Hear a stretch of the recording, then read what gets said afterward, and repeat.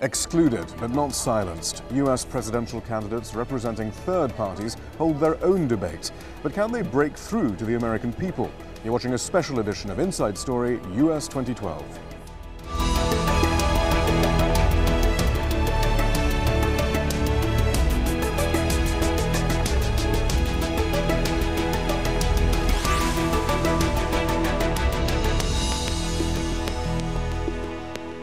Hello, I'm Shihab Rutansi. Here in Chicago, it was no surprise that much of the mainstream media failed to show up as the third-party presidential candidates came together to put forward an alternative vision for the US's domestic and foreign policy.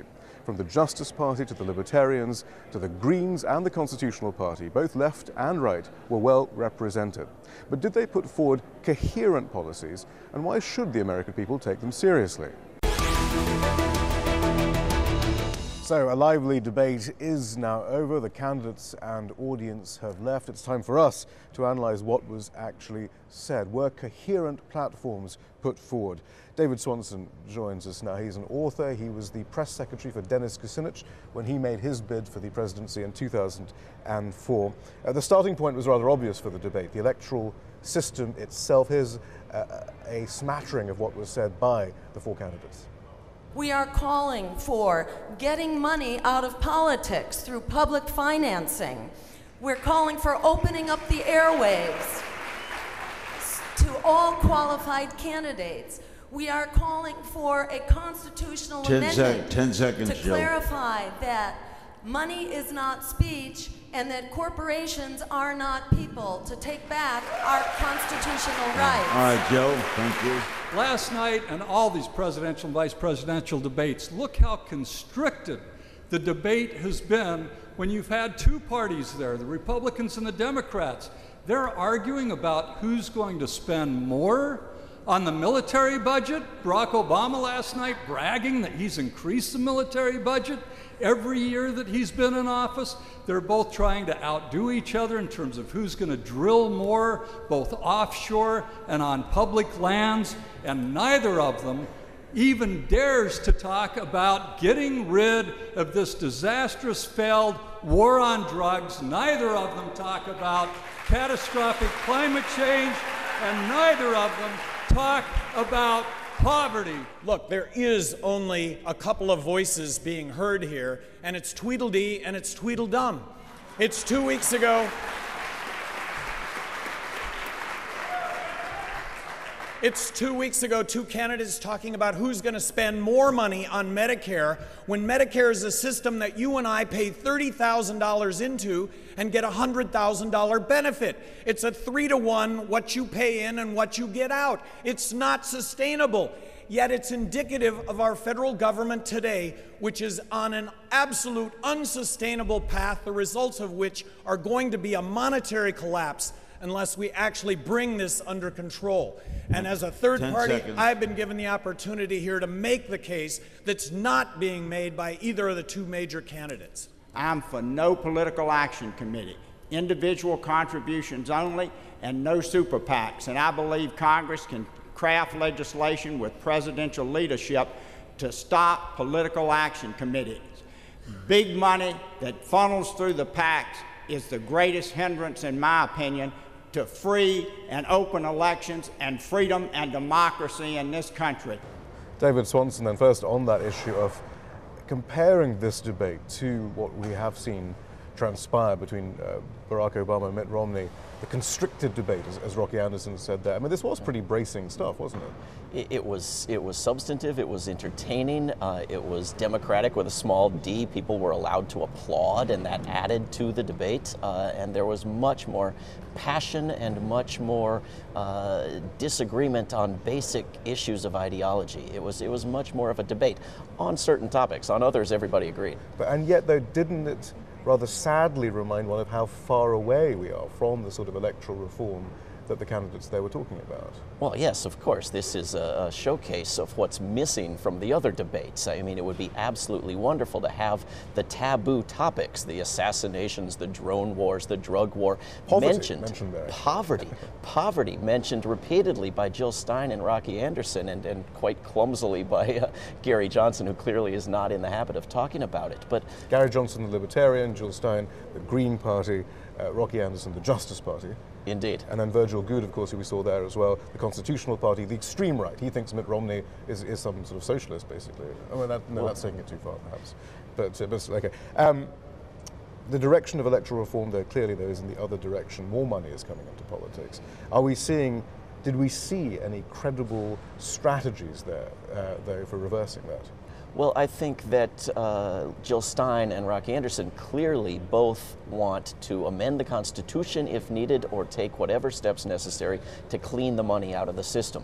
I think that is the only solution that's going to work. I think Virgil Goode's proposal is rather laughable, to get rid of PACs and let the money flow Political action committees and let the money flow through individuals. And Gary Johnson did not offer any solution whatsoever. He made a crack about how politicians should wear NASCAR driver uniforms with the logos of their funders, but he wasn't wearing one, and he doesn't propose eliminating that funding. So we really had a disagreement there between the two candidates on the left and the two libertarians who want to let the money keep flowing.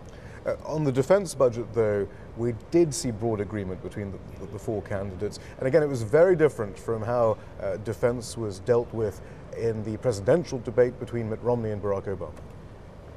If I'm elected president, I'll balance the budget, and part of the cuts have to be in the Department of Defense. We cannot do, as Mitt Romney and Paul Ryan suggest, increase military funding by $2 trillion over the next decade. I support a strong defense, but we need to retrench rather than trying to be the policeman of the world. So I am promising to submit a balanced budget to Congress in the year 2013 that would include a 43% reduction in military spending.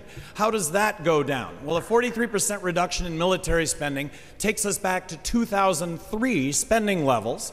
It's getting ourselves out of all the military engagements that we are currently involved in. Stop with the military interventions. It's reducing the military footprint worldwide, its bases, its troops that we have stationed in Japan, in South Korea, and in Europe. We have to stop our military interventions. We have to stop with the drone strikes. We have to stop with a policy that has us with hundreds of millions of enemies to this country that, but for these policies, would otherwise not exist. It's a recognition that when we talk about foreign aid to other countries, it's propping up foreign dictators that are on our side as opposed to the other side.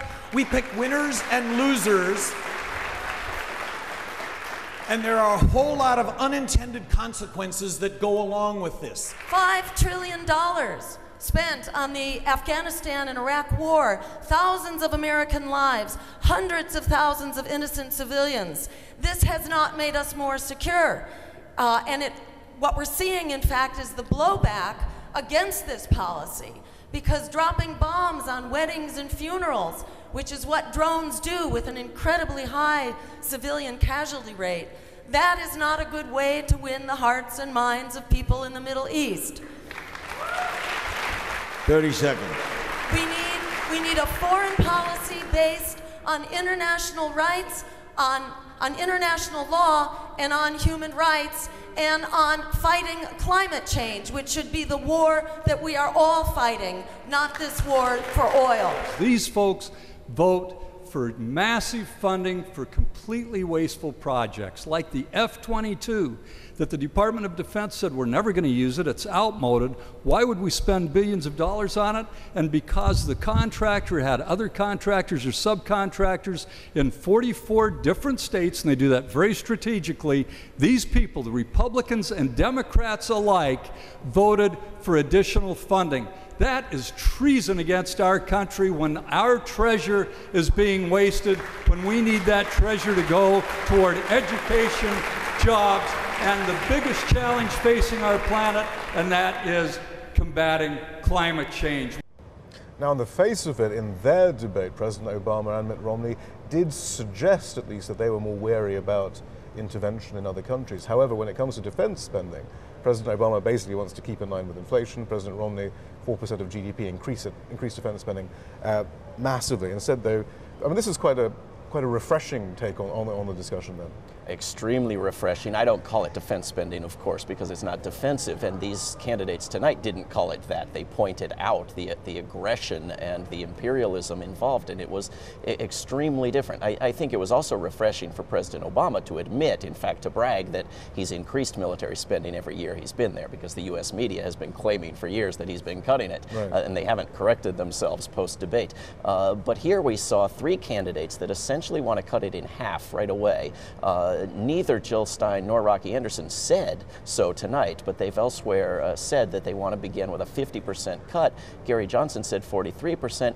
Virgil Goode didn't specify, and I don't think he's serious. I mean, he is one of these Congress members, a former Congress member that was being described by Rocky Anderson when he talked about the corruption of the weapons money flowing into districts. My friends used to get arrested sitting in Virgil Goode's office trying to get him to stop funding wars, and he wouldn't stop. We're back then, though, to dealing with these issues in a way that you simply don't hear in the mainstream media or from the Republican and Democratic candidates. And what's happening here clearly is a challenge to the concept of American exceptionalism, the God-given right of the US to do whatever it wants, wherever it wants, that even in liberal media, on MSNBC here in the US, as well as the right wing, I mean, that fundamental concept isn't being challenged. It was being challenged here tonight, though.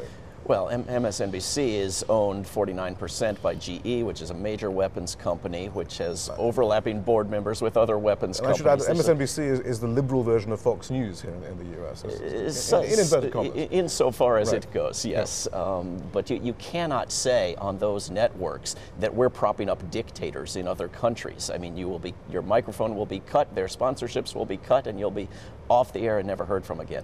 It's fascinating stuff. Gary Johnson, they clearly had an applause line as he developed a theme that he touched on in an answer we just saw on drone strikes. What's really needed is 100% transparency. I will tell you that regardless of whether or not Romney gets elected or Obama gets elected, three things are going to happen. We're going to find ourselves with a continued heightened police state in this country. We're going to find ourselves continuing to militarily intervene in the world, which has resulted in hundreds of millions of enemies to this country that wouldn't otherwise exist. There's a reason why we shouldn't be using drones. It's because we don't just take out the target, we take out a lot of innocent civilians in these countries where these drones attack. Yeah, I don't remember that coming up in the presidential debate, except actually very briefly in the final debate where Mitt Romney basically said, yeah, drones are great, we should use them. And in fact, President Obama presents them as a more humane way in some ways, a more clever, a smart way of killing the bad guys. Yeah, there was a huge effort by activist groups to demand that Bob Schaefer bring up the subject of drones, and he didn't bring it up to the president who's running the secretive drone wars. He brought it up to his challenger, he said, Mitt no, Romney. we know President Obama's position on drones. We do, but we don't know exactly what he's doing. And Mitt Romney said, based on what I've seen on in the media, I completely approve, which is crazy because nobody knows what's going on. But is this actually an issue amongst the U.S. electorate? I mean, is the issue of drone strikes out there? Well, it's not well known because it's not well covered in the U.S. media. Gary Johnson, to his credit, just randomly denounced drone wars in 3 of his first 4 comments to huge applause, because this is extremely popular with people who are paying attention to politics, at least. The war on drugs. Now, that's another topic that didn't come up in the presidential debate between Mitt Romney and Barack Obama. It seems to be an article of faith, though, at least it was here in Chicago tonight. We don't just need to legalize marijuana, we need to end drug prohibition just like we ended alcohol prohibition, and treat drug use and abuse as a public health and education issue and get it entirely out of the criminal justice system. I am not a hypocrite on this issue. I have drank alcohol, I've smoked marijuana. I don't drink alcohol, I don't smoke marijuana, but I can tell you categorically, in no category is marijuana more dangerous than alcohol. And yet,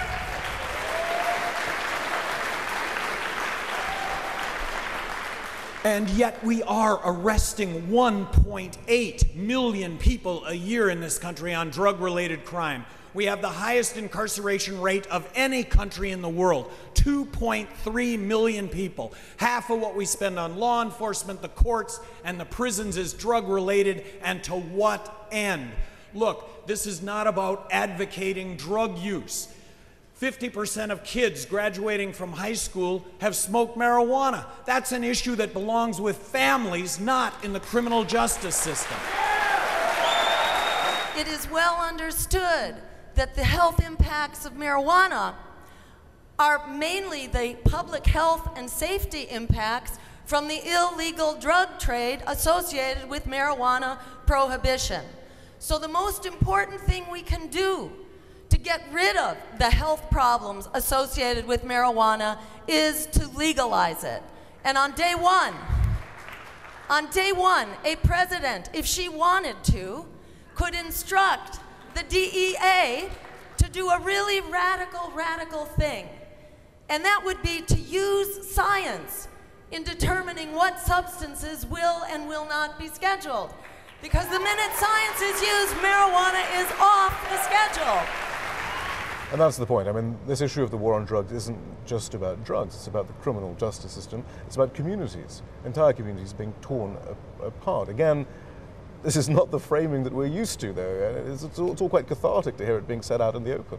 Oh, it's wonderful because it's majority opinion that's completely shut out by the two big parties and their corporate allies and corporate media partners. But it's an issue of incarceration, and we have for-profit prisons and for-profit prison companies that are pushing laws on our governments with the influence of money that drive up the incarceration of drug users, which is not something that a libertarian like Gary Johnson wants to look too deeply into. So it was good to have Jill Stein and Rocky Anderson balancing his comments on the incarceration aspect. In fact, you had Rocky Anderson promising to pardon all of the drug prisoners not convicted of other crimes, which would be a remarkable step. Surely for a deficit hawk, this would be a major issue, the amount of money being spent on the criminal justice system.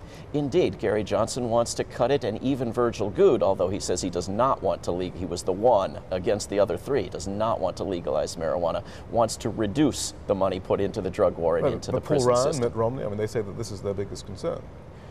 Well, they also say they want to dramatically increase military spending while eliminating the deficit. The math, as President Obama repeatedly says, does not add up.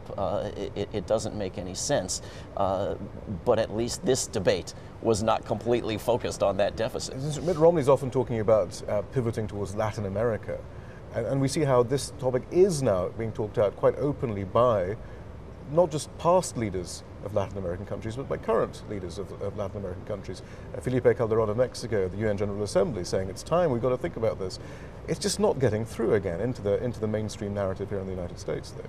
Yeah, I don't think Mitt Romney's idea of turning our attention to Latin America was purely charitable and philanthropic and respectful of other nations' sovereignty. I don't think it was a new idea for this country at all. But you're absolutely, I would love for someone to have asked Virgil Goode, with his obsession about immigrants, what he thinks the drug war and our other wars in Latin America and other parts of the world have done to immigration, and what his beloved corporations and entrepreneurs have done to demand increased immigration into this country. Now, here's a topic that definitely didn't come up, and that's civil liberties under President Obama and their erosion. It's an incredible betrayal of our civil liberties that the president has assumed dictatorial rights to put us in prison at his pleasure without charge or without trial. This is unallowable and is a basic offense against the very foundation of American liberty, and it should be repealed. What we have seen through the Bush years and now with President Obama has been so absolutely subversive and anti-American. There's been no more anti-American act, I think, in our history than the NDAA. And President Obama, don't be fooled about this, in 2009, he asked for the power to indefinitely detain people without charges, without a trial, without legal assistance, and without the right of habeas corpus. We are on the road toward totalitarianism, and that's not an exaggeration. I think what's really significant is last December, the ACLU came out with a report card on all of the presidential candidates. And I apologize to the three others on stage that weren't in this report card, but they came out with a report card on all the presidential candidates. ACLU, a group dedicated to civil liberties, a group dedicated to the Constitution, a group dedicated to the first 10 amendments of the Constitution, a Bill of Rights. I think this is really important. 24 liberty torches was a perfect score. Mitt Romney and Rick Santorum had 0 liberty torches out of 24. Newt Gingrich had 4 liberty torches out of 24. Barack Obama had 16 liberty torches out of 24. My hero, Ron Paul, 18 liberty torches out of 24. And Gary Johnson had 21 liberty torches out of 24, something that I'm very proud of. I mean, indefinite detention, the NDAA, the National Defense Authorization Act, wouldn't that be, shouldn't that be a major electoral issue? Help contextualize it for us then. I mean, the right to indefinitely detain any American without trial, and again, not on the election campaign. Why is that? Primarily because when the two big parties agree on something, and there's no big corporate interest in raising it as a topic, it's not a topic. So if 80 or 90% of the country is dramatically opposed to current policy... Are they even aware of this, do you think? Many people are aware. There are many groups across the political spectrum. I mean, this is what we saw at this debate tonight. Across the political spectrum, left to right, in the audience and on the stage, everybody is for restoring civil liberties, for restoring the right not to be spied on, not to be incarcerated without a trial, not to be assassinated. I mean, this is immensely popular, as it ought to be in every country. But I didn't see any outcry after the debates that we did have between Romney and Obama saying, where were all these topics?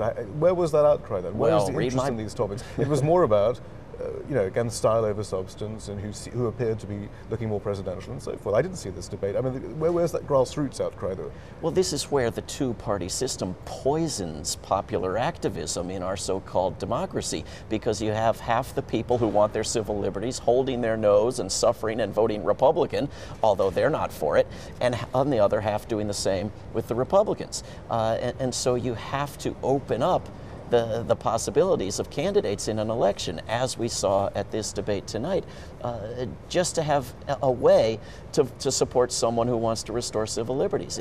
In the past, though, third-party candidates have had a huge impact on the U.S., on civil liberties, especially on civil liberties, social security, the right of women in various areas and so forth. Now, though, looking at what was presented here this evening, it did seem that the more right-wing candidates here are having that kind of impact in pushing the Republican Party and the Democrat Party even further to the right on the economy, concentrating on the deficit, cutting spending and so forth, whereas the two left-wing candidates don't seem to be having that impact when they're talking about climate change and various progressive causes, well, which would have become progressive causes, on President Obama and the Democrats. What's going on there, do you think? Well, the Republicans and the Democrats are both being ever more corrupted by money. And so cutting spending on schools and health care and Social Security is acceptable. It's not something that they are fundamentally opposed to. And so when a libertarian comes with a principled position that we need to cut spending on everything, the response in Washington from those two big parties is okay except for the military. Right. And so we see those spending cuts happen, but not on the military. And so the problem for those coming from the left who want to invest in housing and education and green energy is that you're up against the agenda of the funders and the powers behind both political parties.